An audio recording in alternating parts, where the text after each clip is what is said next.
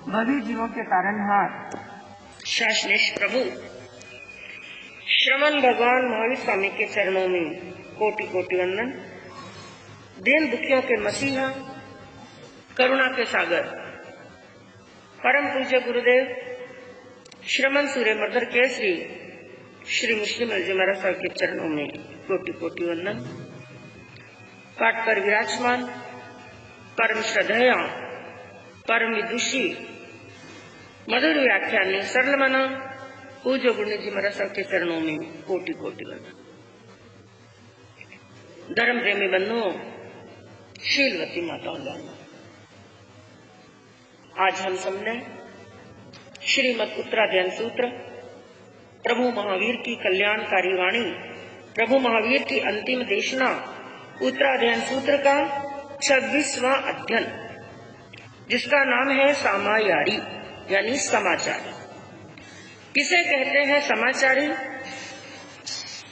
और किस प्रकार यह एक साधक के जीवन के अंदर उपयोगी सिद्ध होती है। सामान्य शब्दों के अंदर यदि कहा जाए कि समाचारी का अर्थ क्या है, कई पर्यायवाची शब्द हैं, लेकिन सीधी सी सामान्य सी भाषा के अंदर कह सकते हैं एक साधु की दिनचर्या कैसी होनी चाहिए, उनकी दिनचर्या। और शास्त्र की भाषा के अंदर यदि हम कहें तो एक साधु का आचार, एक साधु का आचरण, उसका व्यवहार, उसका क्रिया और कला, उसका जीने का तरीका और सलीका, कई पर्यायवाची शब्द हैं। एक साधक का कैसा आचरण होना चाहिए। और समाचारी की परिभाषा देते हुए क्या कहा कि साधुचर्या के सम्यक आचार के विधि विधान को समाचारी कहते हैं। साधुचर्या यानी साधु का जीवन, उसके जीवन के अंदर सम्यक आचार होना चाहिए। कल भी आपके सामने ये शब्द आया था, सम्यक और असम्यक। सम्यक यानी सही और असम्यक यानी गलत। और जिसका मापदंड बताया गया था सम्यक और असम्यक, इसका मापदंड क्या है, क्या सही है, क्या गलत है, क्या सम्यक है और क्या असम्यक है। और इसका मापदंड कौन सा बताया था, यदि याद हो तो? शुभ क्रिया अशुभ क्रिया है, लेकिन इसका मापदंड है हिंसा और अहिंसा। हाँ, जो कार्य करने से, जिस व्यवहार से, जिस चर्या से हिंसा के महाव्रत की पालना हो, जहाँ पर हिंसा हो रही है, जहाँ पर हिंसा होती है, समझना चाहिए वो कार्य असम्यक है। जहाँ पर अहिंसा का पालन होता है, वहाँ पर समझनी चाहिए ये क्रिया क्या है, सम्यक। और जो क्रिया सम्यक होती है, जो अहिंसा प्रधान होती है, जीव दया प्रधान जो क्रिया होती है, सम्यक क्रिया होती है, वो एक साधक को उसके ध्येय के नजदीक यानी मोक्ष के, मुक्ति के नजदीक लेकर के जाती है। और जो क्रिया असम्यक होती है, वो क्रिया उसे मुक्ति से उतना ही दूर कर देती है। तो यहाँ पर बताया गया मुनि जीवन का एक निर्ग्रंथ, एक साधु के जीवन का ध्येय क्या है। ध्येय यानी लक्ष्य। एक साधु, एक मुमुक्षु आत्मा घर बार का त्याग करके इस कठोर मार्ग पर अग्रसर होता है। संसार की भौतिकता को त्याग करके जिस रास्ते को, जिस मार्ग को उत्तराध्ययन सूत्र के अंदर नीरस बताया गया, मृगापुत्र का अध्ययन आपने श्रवण किया, उसके अंदर मृगापुत्र जी की माता ने क्या कहा था, हे बेटा यह संयम नीरस है। और नीरस भी कैसा, बालू रेत के समान। जैसे बालू रेत नीरस होती है, उसका कोई टेस्ट नहीं होता है, इसी प्रकार यह जीवन क्या है, नीरस है।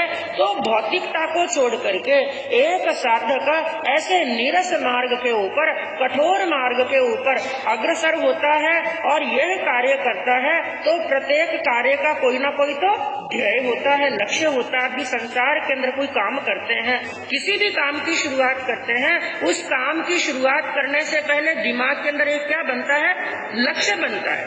बिना लक्ष्य कोई कार्य होने वाला नहीं। तो एक मुमुक्षु भी इस मार्ग पर अग्रसर हुआ, संयम के मार्ग पर अग्रसर हुआ, तो उसके जीवन का भी एक ध्येय होता है, लक्ष्य होता है। और एक साधु के जीवन का वो लक्ष्य कौन सा है? मुक्ति। हाँ, एक साधु के चाहे वो गृहस्थ धर्म का पालन कर रहा है, श्रावक धर्म का पालन कर रहा है, चाहे साधु जीवन का पालन कर रहा है, दोनों का एक ही लक्ष्य होता है, मुक्ति। और मुक्ति को और कोई भी लक्ष्य हमें प्राप्त करना है तो लक्ष्य को प्राप्त करने के लिए कोई ना कोई साधन भी चाहिए।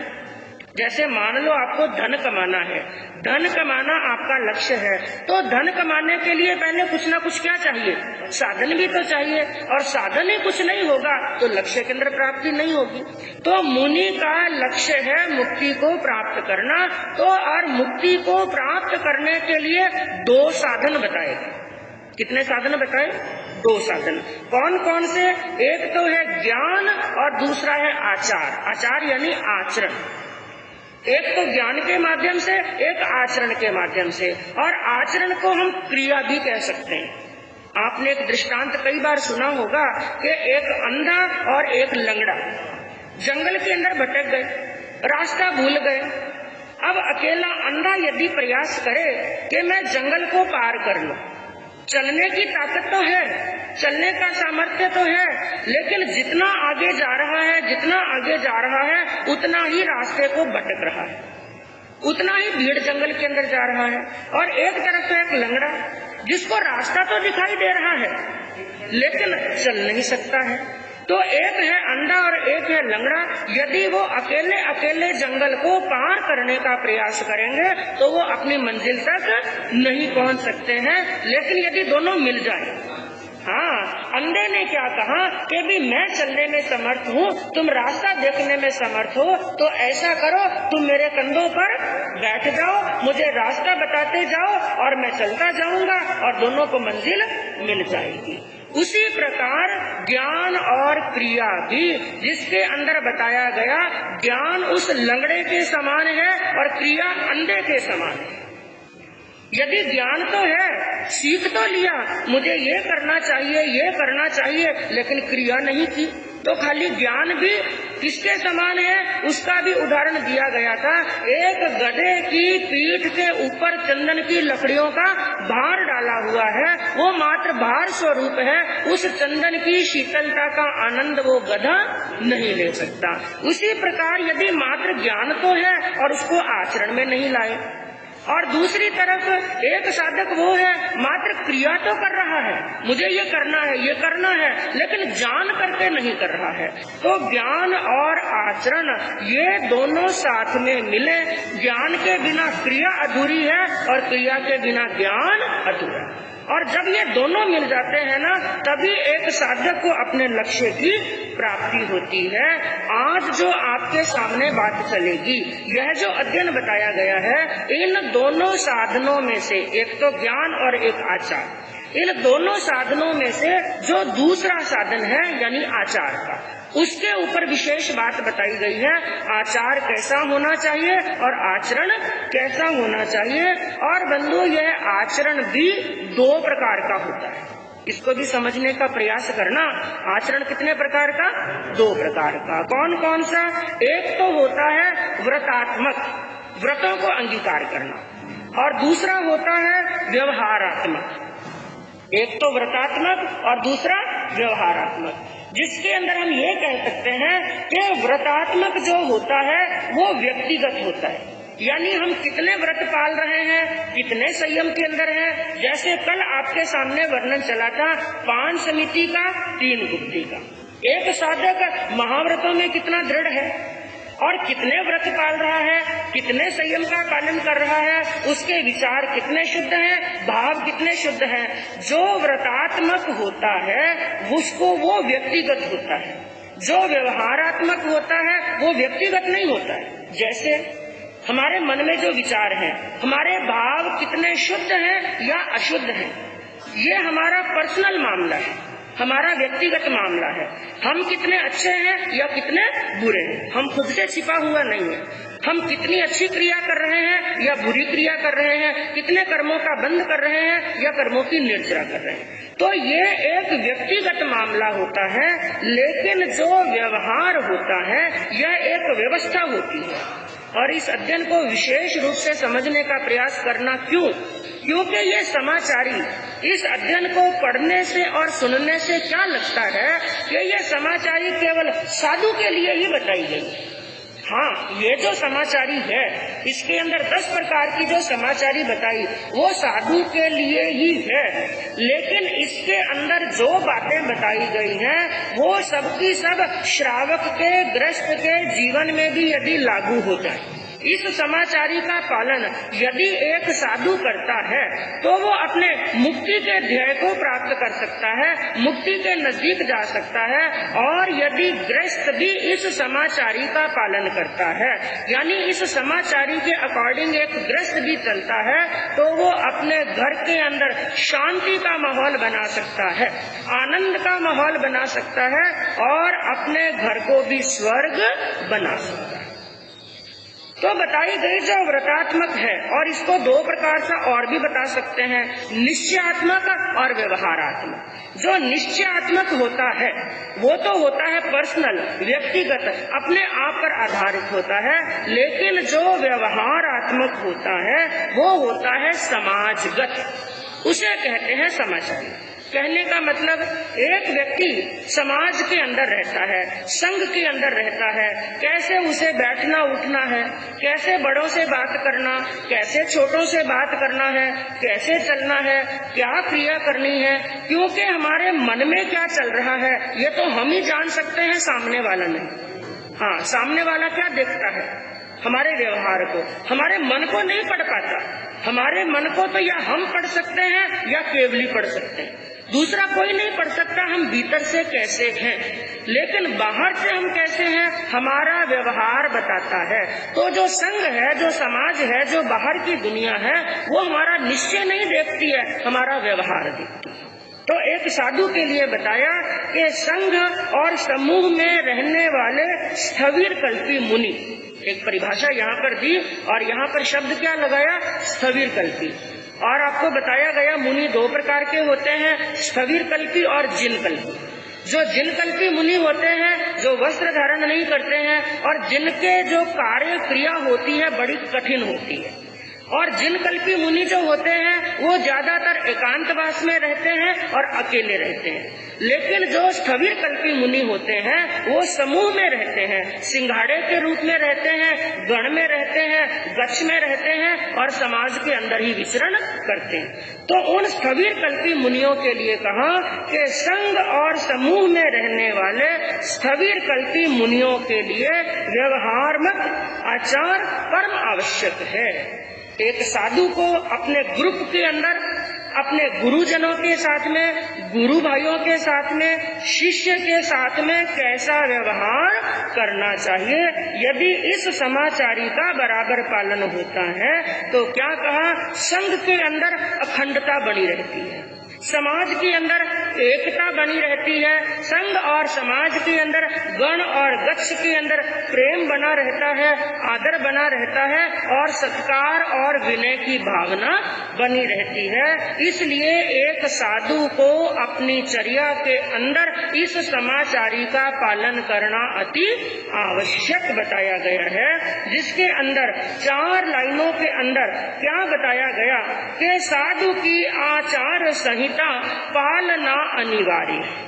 एक साधु के लिए कहा उसकी आचार संहिता को, समाचारी को पालना बड़ा ही अनिवार्य है। किस लिए अनिवार्य है? साधु की आचार संहिता पालना अनिवार्य है, सम्यक व्यवस्था के लिए ये साधु का कर्तव्य है। आचरण से पुष्ट होती रत्नत्रय की साधना, आचरण से पुष्ट होती रत्नत्रय की साधना, भव पार करने के लिए कोई न हो अवहेलना, कोई न हो अवहेलना। तो सबसे पहले क्या कहा, साधु की आचार संहिता पालना अनिवार्य है। यह नहीं है मेरी इच्छा हो तो पाल लिया, इच्छा नहीं हो तो नहीं पाला। नहीं, साधु के लिए आचार संहिता का जो विधि और विधान बताया गया है, जो भगवान ने तरीका और सलीका बताया है, उसको पालना बड़ा ही अनिवार्य है। इसलिए सम्यक व्यवस्था के लिए ये साधु का कर्तव्य है। जो संघ की, समाज की सम्यक व्यवस्था चल रही है वो बराबर रीति से चलती रहे, इसलिए साधु का एक क्या बनता है, कर्तव्य बनता है। और दूसरी बात क्या बताई, आचरण से पुष्ट होती। साधु के आचरण से ही पुष्ट होती है, बलिष्ठ होती है, मजबूत होती है। क्या, रत्नत्रय की साधना। रत्नत्रय किसे कहते हैं, ज्ञान, दर्शन और चारित्र। ज्ञान, दर्शन और चारित्र की साधना ही किससे मजबूत होती है, आचरण। उनका आचरण कैसा है, और भव पार करने के लिए कोई न हो अवहेलना। एक साधु को यदि संसार सागर से पार होना है, भव सागर से पार होना है, तो इस समाचारी का उसे पूर्ण रूप से क्या करना चाहिए, पालन करना चाहिए। और एक साधु यदि इनका बराबर पालन करता है तो गुरुजनों का भी एक सत्कार का पात्र बन जाता है, वात्सल्य का पात्र और प्रेम का पात्र बन जाता है, और मोक्ष को नजदीक करता है। तो 10 प्रकार की समाचारी बताई बंधुओं, जिनको हम समझने का प्रयास करेंगे। तो क्या कहा, वीर प्रभु की अंतिम वाणी, वीर प्रभु की अंतिम वाणी, सुन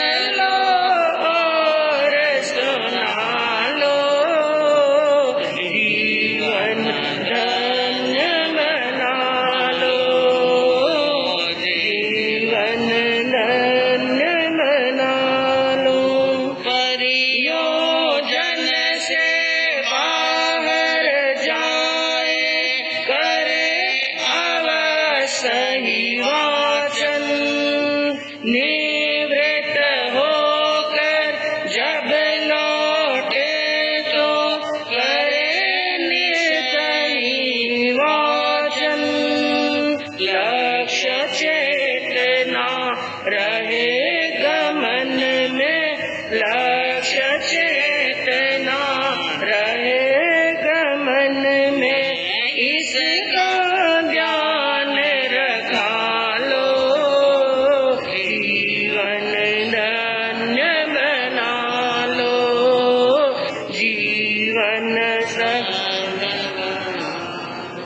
दीक्षा में जो प्राप्त हुए हैं, दूजों को दे आमंत्रण। लाने को जाए तब पूछे, क्या लाऊं मैं मुनिगण। इसे चंदना बतलाया है, इसे चंदना बतलाया है। श्रेष्ठ भाव अपना लो, जीवन धन्य बना लो, जीवन धन्य बना लो। त्रय रत्नों की प्राप्ति हेतु ओ संपदा अन्य गणों में जाकर भिक्षु अपना ज्ञान बढ़ाए। गुरु आज्ञा से ऐसा कर ले, गुरु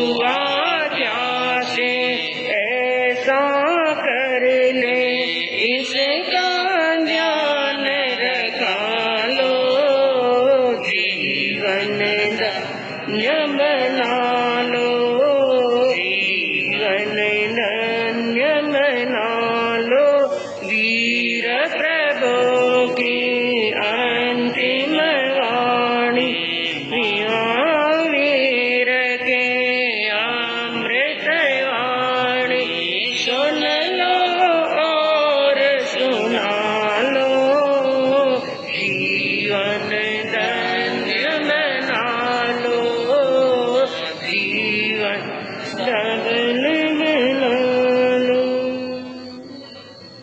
10 प्रकार की समाचारी बताई गई, जिसके अंदर सबसे पहले क्या कहा, परियोजन से बाहर जाए करे अवश्य ही वाचन।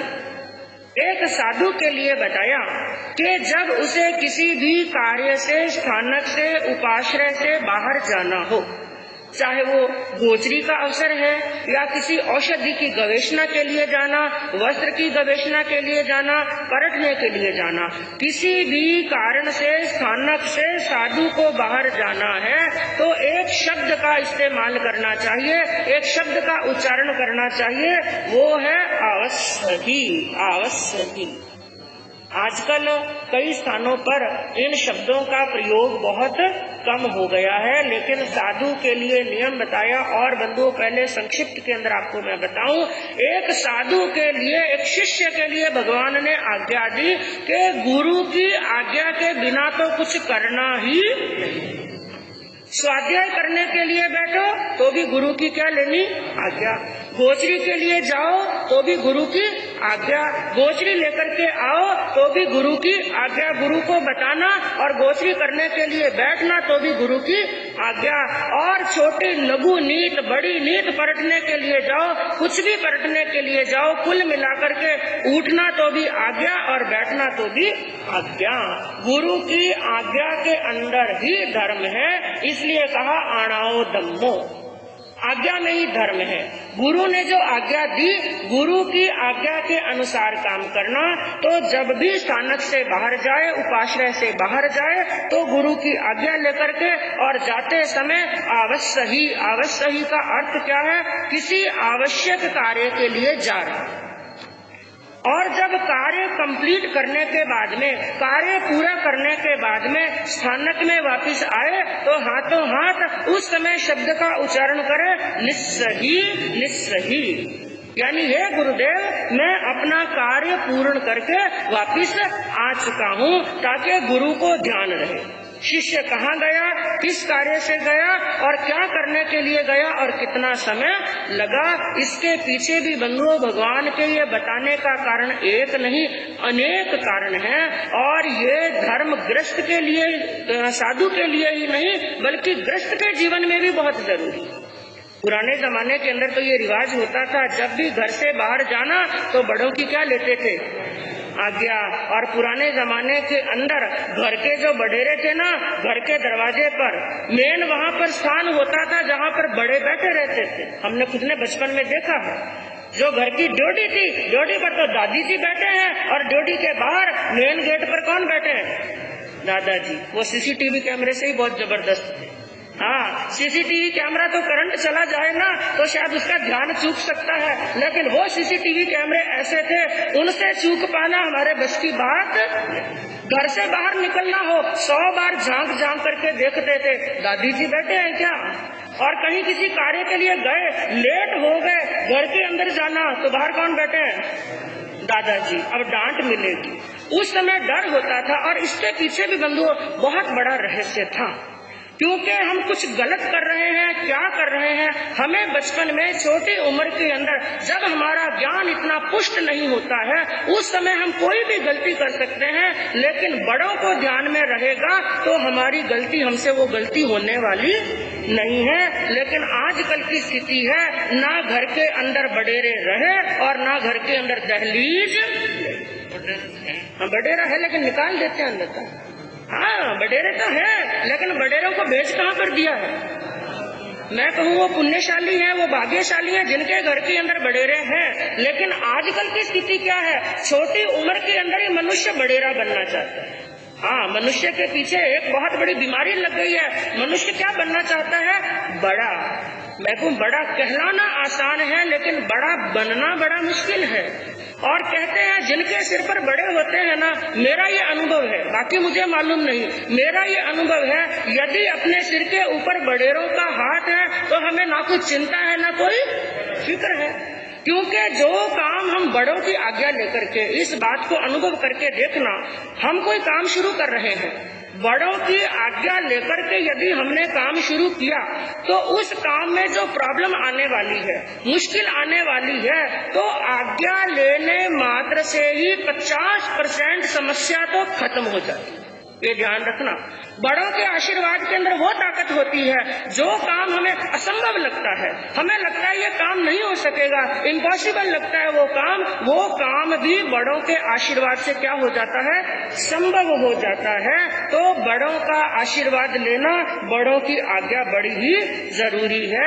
और दूसरा साधु के लिए क्या बताया, ये अवश्य और निस्सही, इन शब्दों का उपयोग करने से, बड़ों की आज्ञा लेने से, निष्प्रयोजन गमनागमन से, बिना मतलब जाने आने की क्रिया से साधु बच सकता है। और उसके बाद में क्या बताया, तीसरी बताई आपुच्छना।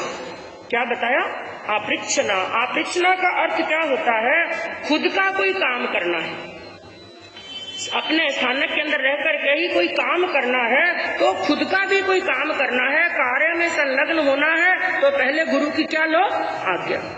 और स्वाध्याय के लिए भी भगवान ने आज्ञा दी। विनय नाम का जो अध्ययन आया, विनय श्रुत अध्ययन के अंदर प्रभु ने गुरु की आज्ञा का महत्व बताते हुए, गुरु की सेवा का महत्व बताते हुए क्या कहा, एक शिष्य को, एक शिष्यनी को, यानी एक साधु और साध्वी को स्वाध्याय का समय हो गया है, स्वाध्याय करने के लिए बैठना। हम क्या सोचेंगे, स्वाध्याय तो कर रहे हैं, इसमें पूछने की कहाँ जरूरत है। स्वाध्याय करने के लिए बैठे, लेकिन उस समय भी जाकर आज्ञा ले, और केवल आज्ञा ही नहीं लेनी, उस समय जाकर के अपने गुरु से क्या कहना कि गुरुदेव, यदि आपकी कोई सेवा का कार्य हो, सेवा को कितना महान बताया प्रभु ने, स्वाध्याय के सामने भी किसका ज्यादा महत्व बताया, सेवा का महत्व बताया है। गुरुदेव, यदि आपकी कोई सेवा का कार्य हो तो पहले मुझे आज्ञा फरमाइए, मुझे अनुग्रहित कीजिए, पहले मैं आपकी सेवा करूं, और सेवा का कार्य ना हो तो दूसरी आज्ञा मांगनी। यदि सेवा का कार्य नहीं है, आपकी आज्ञा हो, तो मैं क्या कर लूं, स्वाध्याय कर लूं। लेकिन घरों के अंदर क्या देखा जाता है, बहनें समाई करने के लिए स्थानक में आ गई, प्रवचन सुनने के लिए आ गई, और सासू जी के भोजन करने का, भोजन करने का समय है, दवाई लेने का समय है, और बहू जी के पास में टाइम नहीं, मेरा कहाँ जाने का समय हो गया, प्रवचन में जाने का। मैं कहूँ समाई करो, स्वाध्याय करो, लेकिन याद रखना, सामायिक स्वाध्याय धर्म ध्यान से भी बड़ा आपका धर्म क्या है, बड़ों की सेवा का ध्यान रखो। उनकी सेवा होने के बाद में जो आपके पास में समय है, उसके अंदर क्या करो, धर्म ध्यान। और यदि जो सच्चा धर्म आपका है, उस धर्म का पालन नहीं किया, सामायिक स्वाध्याय करने के लिए भी बैठ गए, तो मैं कहूँ उसका भी फल मिलने वाला नहीं है। तो आप पूछना, खुद का यदि कोई काम हो तो भी पूछना, और उस ग्रुप के अंदर जो सहयोगी मुनि हैं, जो अपने गुरु भाई हैं, लघु हैं या बड़े हैं, उनका भी कोई काम है, किसी ने कहा कि भाई ये मेरा काम कर दो, दूसरे का काम करना, तो भी गुरु से क्या लेना, आज्ञा लेना। तो अपृच्छना और प्रतिपिच्छना, ऐसा करने से क्या होता है, एक तो गुरु की आज्ञा का पालन होता है, दूसरा श्रमशीलता बढ़ती है, और तीसरा सबके प्रति सेवा की भावना बढ़ती है, और तीसरा बताया गया छंदना। कौन सा बताया, छंदना। छंदना का अर्थ क्या होता है कि जब गोचरी लेने के लिए जाए, उसके लिए भी बताया, जब गोचरी लेने के लिए जाए तो पहले गुरु की क्या लेना, आज्ञा।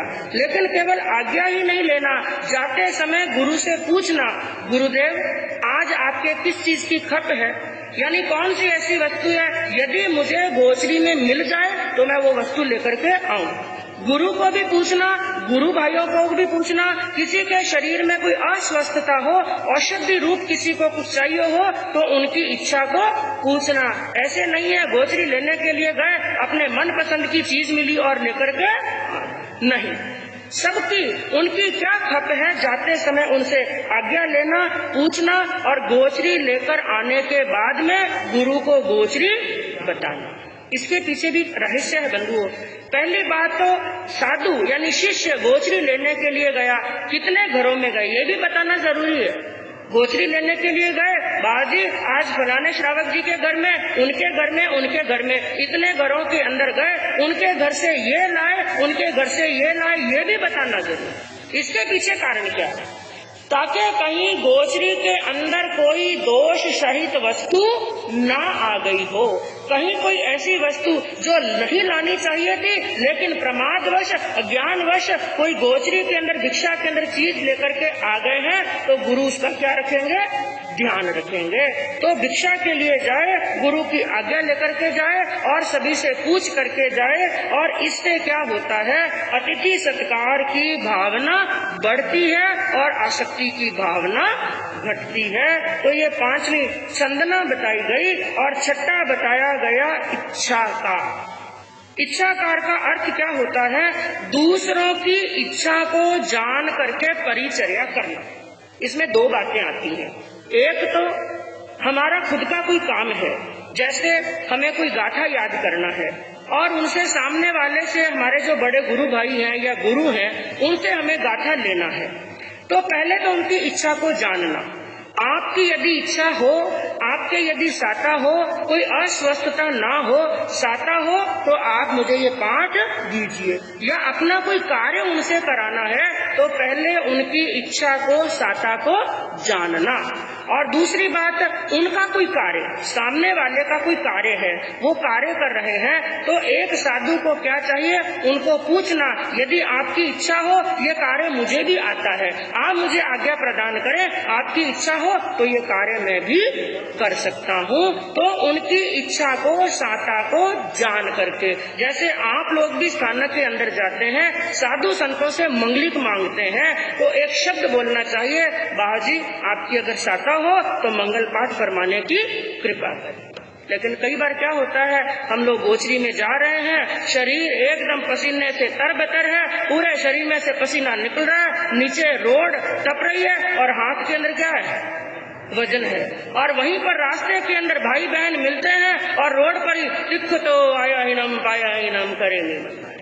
याद रखना, वंदना भी 3 प्रकार की है। कितने प्रकार की है, उत्कृष्ट वंदना, मध्यम वंदना और जघन्य वंदना। रास्ते के अंदर गोचरी लाते समय, विहार करते समय, उपाश्रय से बाहर साधु संत मिल जाए तो कौन सी वंदना करनी, जघन्य वंदना। कौन सी, मथेन वंदामी। और स्थानक के अंदर आप आओ, वहां पर कौन सी वंदना करते हैं, मध्यम। तिख तो आया ही नम पाया ही नम। और जो उत्कृष्ट वंदना है वो कहाँ पे की जाती है, प्रतिगमन के अंदर। तो बंधुओं, साधु संतों के पास में जाओ, उस समय ये नहीं है उनका काम क्या है, मंगलिक तो देंगे ही, जरूरी थोड़ी है। हो सकता है वो स्वाध्याय कर रहे हो, ध्यान कर रहे हो, और उनसे यदि आपको पाठ भी लेना है, गाथा भी लेनी है, तो पहले विनय के साथ में वंदना करने के बाद में हाथ जोड़ करके पूछना चाहिए, बाजी अन्यथा आपकी साता हो तो आप मुझे ये पाठ देने की, ये गाथा देने की कृपा करें। इससे क्या होगा, जब हम विनय पूर्वक कोई कार्य शुरू करेंगे ना, तो उस कार्य के अंदर बहुत शीघ्रता से हमें सफलता प्राप्त हो जाती है। तो ये हुआ इच्छाकार। और 7वां बताया गया मिच्छाकार। मिच्छाकार का मतलब क्या होता है, संखलना होने से। संखलना का मतलब क्या है, साधु जीवन के अंदर कोई दोष लग गया, हो जाते हैं, सदमस्त है, कितने भी सावधानी बरते, सावधानी बरतते बरतते कहीं ना कहीं पर दोष लग ही जाता है। लेकिन एक साधु के लिए बताया, एक साधक के लिए बताया कि एक साधु को सरल होना चाहिए, सहज होना चाहिए। किसके समान, छोटे बालक के समान। एक बालक होता है, वो सहजता से अपनी बात कह देता है, उसी प्रकार एक साधक को सहज होना चाहिए। यदि उससे कोई गलती हो गई है, संखलना हो गई है, तो हाथों हाथ गुरु के पास में जाए और अपने मन की बात कहे कि गुरुदेव मुझसे ये गलती हो गई है, और हाथों हाथ उस बात का मिच्छामि दुक्कडम दे। यदि हाथों हाथ मिच्छामि दुक्कडम दे देंगे तो वो कर्म कैसे लगते हैं, एक सूखे हुए मिट्टी के ढेले के समान। यानी हाथों हाथ एक मिट्टी का ढेला है जो सूखा है, लेकिन उसको दीवार पर फेंका और हाथों हाथ वो झड़ जाता है। तो इस प्रकार मिच्छाकार। और 8वां बताया गया तथाकार। तथाकार किसे कहते हैं, गुरु हमें कुछ सिखा रहे हैं, कोई उपदेश दे रहे हैं, ज्ञान की बात बता रहे हैं, कुछ भी उच्चारण कर रहे हैं, तो हमें उनकी बात सुनकर के एक शिष्य को कहना चाहिए तहत। क्या कहना चाहिए, हाँ, ये केवल साधु के लिए नहीं है, गृहस्थ भी इस शब्द को यूज करते हैं। तहत का अर्थ क्या होता है, आप लोग भी तहत कहते हैं ना, तहत का मतलब क्या है, कि आपने जो फरमाया बिल्कुल सत्य है, आपका उपदेश बिल्कुल सत्य है, आपकी वाणी बिल्कुल सत्य है। तो ऐसा शब्द बोलने से बड़ों के प्रति समर्पण का भाव बढ़ता है। 10 प्रकार की समाचारी है ना, किसी के अंदर विनय का भाव बढ़ता है, किसी के अंदर बिना मतलब गमना गमन से वहाँ पर राहत मिलती है, और कहीं पर सेवा की भावना बढ़ती है, कहीं पर दूसरों के प्रति आदर और सत्कार का भाव बढ़ता है। तो तहत का उच्चारण करने से समर्पण का भाव बढ़ता है। उसके बाद में बताया अभ्युत्थान। अभ्युत्थान का अर्थ क्या होता है? गुरु या बड़े मुनि कहीं बाहर गए हुए हैं और बाहर से वो वापिस स्थानक में आए और एक शिष्य की दृष्टि पड़ जाए कि मेरे गुरु या मेरे बड़े गुरु भाई आ रहे हैं, तो उसका कर्तव्य क्या है? उनको देख करके अपने स्थान को छोड़ना, हाथों हाथ अपने आसन से उठ जाना और 5-7 कदम उनके आगे जाना। और ये नियम गृहस्थ को भी अपनाना चाहिए। घर के अंदर साधु संत आए या घर के बड़ेरे आए, लेकिन आजकल तो ये गृहस्थ जीवन के अंदर, साधु जीवन के अंदर तो काफी परसेंटेज तक ये नियम चल रहे हैं। कहीं कहीं पर इनके अंदर गलती हो रही है, लेकिन काफी परसेंटेज तक साधु जीवन के अंदर तो नियम चल रहे हैं। लेकिन गृहस्थों के घर के अंदर तो ये नियम जैसे कपूर की गोली की तरह। हाँ, पिताजी कुछ काम कर रहे हैं, पिताजी खड़े हैं और बेटा आराम से सोफे पर बैठा है, टांग पर टांग लगा। कोई विनय है, ना कोई आदर है और ना ही कोई सत्कार है। और कई बार आजकल की बहनों को कहते हैं कि सिर ढक करके रखो, तो बहनों का उत्तर क्या होता है? बहनों को बुरा तो लग सकता है, वैसे यहाँ पर छोटी उम्र की बहनें कम है, बड़ी उम्र के जो कहने वाली है, हाँ कभी सिर ढक करके रखो, तो हमारी छोटी उम्र की बहनें क्या कहती हैं? बाजी क्या पूरा शर्म, ये विनय, ये विवेक केवल सिर ढकने नहीं आ गया क्या? शर्म तो आंखों की होती है। किसकी होती है? उनका उत्तर बड़ा जबरदस्त होता है, अरे शर्म तो आंखों की होती है, क्या घूंघट निकालने से, क्या सिर ढकने के अंदर ही पूरी शर्म भरी हुई है? मैं कहूँ ये भी व्यवहार है। याद रखना, ये व्यवहार रहेगा ना तभी आंखों में शर्म रहेगी, और ये व्यवहार उठ गया तो आंखों की शर्म उठते देर लगने वाली नहीं है। तो ये व्यवहार बताया, जब गुरु आए, बड़े आए, उनको देख करके अपने आसन को छोड़ना। और 10वां बताया गया है उपसंपदा। ये जो समाचारी है, ये पुराने जमाने के अंदर ज्यादा प्रचलन था, आजकल ये प्रचलन नहीं। और उसका मतलब क्या है कि गुरु आज्ञा से विद्या अध्ययन करने के लिए दूसरे गण में जाना, दूसरे गच्छ में जाना। पुराने जमाने के अंदर क्या होता था, कोई ऐसी विद्या है या शास्त्रों का अध्ययन है या पूर्वों का अध्ययन है, जैसे स्थूलीभद्र जी का वर्णन आता है। जिस समय भद्रबाहु स्वामी ही 14 पूर्वधर रहे और कोई भी संत 14 पूर्वधर नहीं थे, तो संघ को, समाज को एक चिंता लगी कि और कोई भी संत पूर्वधर 14 पूर्व के ज्ञानी नहीं है। और उस समय भद्रबाहु स्वामी जब नेपाल के अंदर साधना करने के लिए चले गए थे, तो विचार किया उनसे ज्ञान सीखना 14 पूर्वों का। उस समय संघ के आग्रह से भद्रबाहु स्वामी के पास में स्थूलीभद्र जी को 14 पूर्वों का ज्ञान सीखने के लिए वहाँ पर भेजा गया था। तो पुराने जमाने के अंदर ये रिवाज होता था, चाहे पूर्वों का ज्ञान सीखना है, आगमों का ज्ञान सीखना है या कोई विशेष विद्या सीखनी है, तो एक शिष्य को अपने गुरु की आज्ञा लेकर के दूसरे गण में, दूसरे गच्छ में जाना, और जिनसे वो ज्ञान सीख रहे हैं उनको भी अपने गुरु तुल्य मानना, गुरु के समान मानना, वैसे का वैसा उनका विनय करना। तो इस प्रकार की बंधुओं ये 10 प्रकार की समाचारी बताई गई है। और जो साधु इस समाचारी के अनुसार चलता है वो अपने ध्येय के, मोक्ष के नजदीक पहुंच जाता है। और साथ में ही इस अध्ययन के अंदर बंधुओं समाचारी के साथ साथ में ही एक साधु के जीवन के अंदर उसकी दिनचर्या को 4 प्रहर के अंदर बांटा है। किसके अंदर? दिन के प्रहर कितने होते हैं? 4। यानी दिन के 4 प्रहरों के अंदर पहले प्रहर में साधु को क्या करना, दूसरे में, तीसरे में और चौथे प्रहर में साधु को क्या करना। क्योंकि ये चौथे आरे की बात है, और चौथे आरे के अंदर चाहे गृहस्थ हो चाहे संत हो, उनको एक टाइम ही भूख लगती थी, एक टाइम ही क्या करते थे? भोजन। क्योंकि आप लोग ये सुनकर के सोच सकते हैं ये यहाँ पर तो गोचरी का एक टाइम का विधान बताया, आजकल बाजी कितने टाइम करते हैं? हाँ, तो विचार आ सकता है। बाजी ने खुद नहीं तो बोला गोचरी एक टाइम जाना, क्योंकि आजकल ये तर्क वितर्क का जमाना है। एक टाइम गोचरी का बोला बाजी, 3 टाइम क्यों जाते हैं? उस समय साधु ही नहीं, गृहस्थ भी एक टाइम ही भोजन करते थे, क्योंकि भूख ही 24 घंटे में कितनी बार? एक बार ही लगती थी। तो क्या बताया? पहले प्रहर के अंदर स्वाध्याय करे और दूसरे प्रहर के अंदर ध्यान करे। ध्यान का मतलब जो उन्होंने स्वाध्याय के अंदर पढ़ा है, हाँ, उसका चिंतन करना, गहन में आंखें बंद करके भीतर में उतरना। जो भगवान ने आगमों के अंदर ये बात बताई, मैं उसका कितना आचरण कर पा रहा हूँ, इस चीज का ध्यान करना। और तीसरे प्रहर के अंदर गुरु की आज्ञा लेकर के गोचरी के लिए जाना और चौथे प्रहर के अंदर स्वाध्याय करना। और उसके बीच में जो स्वाध्याय का समय बताया और ये 4 ही प्रहर का विभाजन किया, उसके बीच में जो प्रातःकाल और सायंकाल का संधि भाग होता है, जिसके अंदर अस्वाध्याय काल बताया।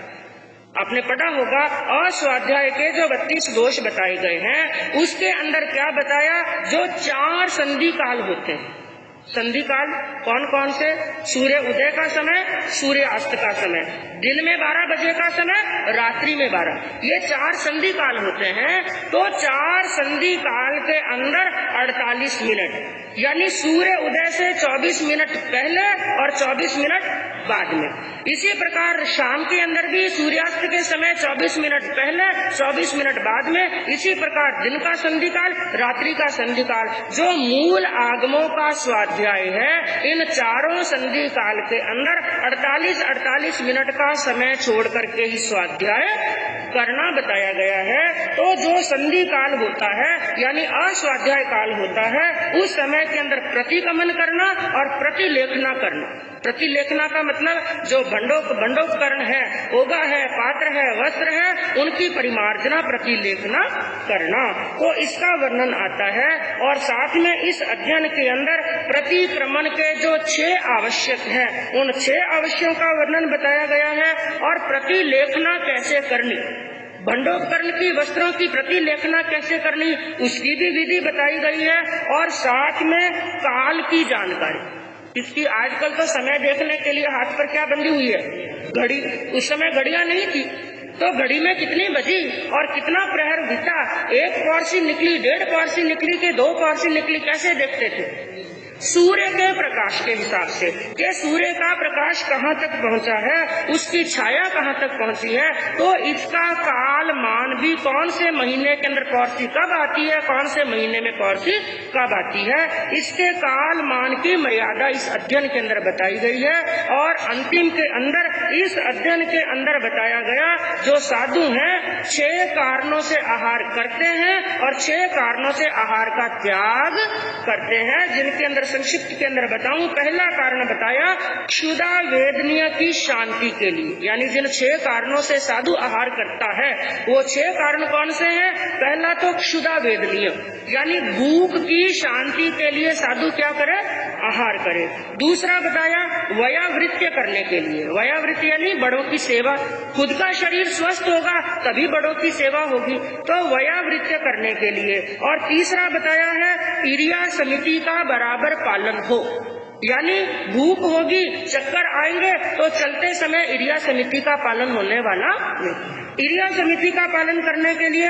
और चौथा बताया है संयम साधना के लिए, जो भी धर्म आराधना है उसका यथावत बराबर पालन हो, इसलिए आहार करते हैं। और 5वां बताया जीवित रहने के लिए, क्योंकि यदि भोजन नहीं करेंगे तो प्राण रहने वाले नहीं, और प्राण नहीं रहेंगे तो साधना तो होगी ही नहीं, तो जीवित रहने के लिए। और 6वां बताया गया है धर्म चिंतन करने के लिए।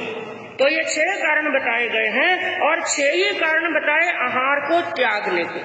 किन कारण से मुनि आहार का त्याग करता है? सबसे पहले बताया रोग हो जाने से। मृगापुत्र के अध्ययन के अंदर वर्णन यही आया था कि जब मुनि के शरीर में रोग हो जाता है, उनकी चर्या बताई गई थी मृग के समान, क्योंकि माँ ने कहा था बेटा जब साधुपना लेने के बाद में तुम बीमार हो जाओगे, तुम्हारी कोई औषधि कराने वाला नहीं। तो मृगापुत्र ने क्या उत्तर दिया था? माँ जंगल के अंदर एक मृग होता है, मृग के शरीर में भी रोग हो जाता है तो मृग क्या करता है, एकांत में जाकर के बैठ जाता है और खाना पीना छोड़ देता है, घूमना फिरना छोड़ देता है, और जब शरीर में सता होती है फिर गमन करने लगता है। उसी प्रकार बताया जब शरीर में रोग हो जाए तो साधु आहार का क्या कर देता है, त्याग कर देता है। और दूसरा बताया उपसर्ग आने का, चाहे देव संबंधी आए, चाहे मनुष्य संबंधी आए, चाहे त्रियन संबंधी आए, कोई भी उपसर्ग आए उस समय अस्नम पानम खाद्यम और स्वाद्यम चारों प्रकार के आहार का त्याग कर देते हैं। और तीसरा बताया है ब्रह्मचर्य गुप्ती की सुरक्षा के लिए, क्योंकि बंधुओं ज्यादा भोजन ब्रह्मचर्य के अंदर बाधक बनता है, तो ब्रह्मचर्य की बराबर सुरक्षा हो सके इसके लिए आहार का त्याग करते हैं। और चौथा बताया प्राणियों की दया के लिए। और पांचवा बताया गया है तप आराधना करने के लिए, कोई तपस्या करनी हो तो भी आहार का क्या करते हैं, त्याग।